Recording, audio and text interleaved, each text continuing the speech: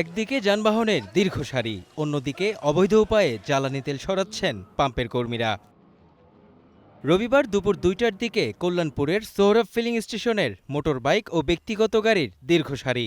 এগিয়ে যেতেই দেখা মিলল যানবাহনের পাশাপাশি অবৈধভাবে জারে তেল দেয়া হচ্ছে। চ্যানেল ওয়ানের ক্যামেরায় হাতে নাতে ধরা পড়তেই সটকে যাবার চেষ্টা। প্রশ্ন, এই তেল নিয়ে কোথায় যাবেন তিনি?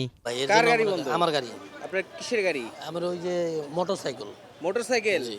তো এইভাবে জারি কিনে তেল নিতে না, আসছেন আমি কেন? এখানকার স্টাফ পিছনে। তাহলে এখানে এইভাবে দিচ্ছেন না? দিচ্ছি না। এদিকে আসেন।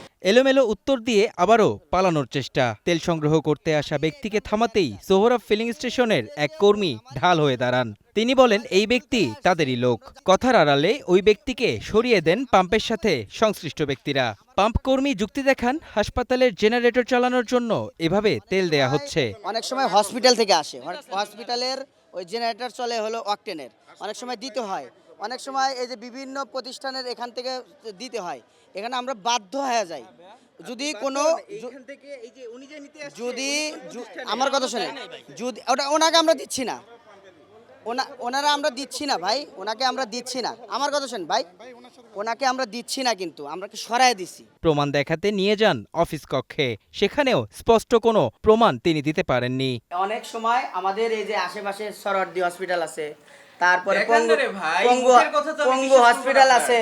আজকের দিনেরটা তো হয়তো দেখাতে পারবো না। তাইলে আজকে দিন এটা না পারলে এক পর্যায়ে আসেন তাদের ঊর্ধ্বতন কর্মকর্তা, তার মুখেও এলোমেলো যুক্তি। আর দিছে হয়তো পরিচিত লোক দেখে দিছে ভাই, এনে কেউ ভাই অবৈধ জারি ব্যবসা। কিনে দেওয়া যায়। অফিস কক্ষ থেকে বের হয়ে তেল সরবরাহকারী কর্মচারীর সাথে কথা বলতে শুরু করলে পেছন থেকে উত্তর শিখিয়ে দেন এই ভদ্রলোক। পাম্প থেকে বলা আছে জারি কিনে তেল দেওয়ার কথা? না, তাহলে জারি কিনে কেন দিচ্ছেন?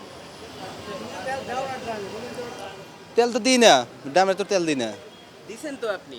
না, দিচ্ছি না। এই যে পাম্পের ছেলেরা যে তেল দিচ্ছে তাকে আপনি যে শিখাই দিচ্ছেন কেন? না না না, আমি পাম্পে কোনো শিকারও নাই, কিছু নেই। এখানে আসছি, জাস্ট দেখছি, তাই অন্য কিছু না। ঘন্টার পর ঘন্টা লাইনে অপেক্ষা করেও তেল পাচ্ছেন না অনেকে।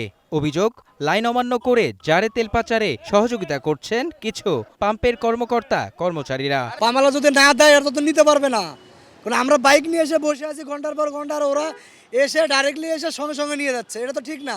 কোনো সিস্টেম লস। আমরা এখানে দীর্ঘক্ষণ দাঁড়ায় থাকি, অনেক গাড়ি এসে ভিআইপি গাড়ি বলে কার্ড দেওয়া হয়েছে, কার্ড দিয়ে এসে তেল নিয়ে যাইতেছে, অথচ আমরা লাইনে দাঁড়ায় থেকে তেল পাচ্ছি না। লাইনে দাঁড়াই আছে, আবার শুনলাম যে 200 টাকার তেল দিয়ে দিচ্ছে, 500 টাকা নিচ্ছে আর কি। এই আর কি আমাদের দেশ। এর আগে ২০২২ সালে এই পাম্পটিকে অনিয়মের অভিযোগে জরিমানা করা হয়। মেহেদী হাসান, ওয়ান নিউজ, ঢাকা।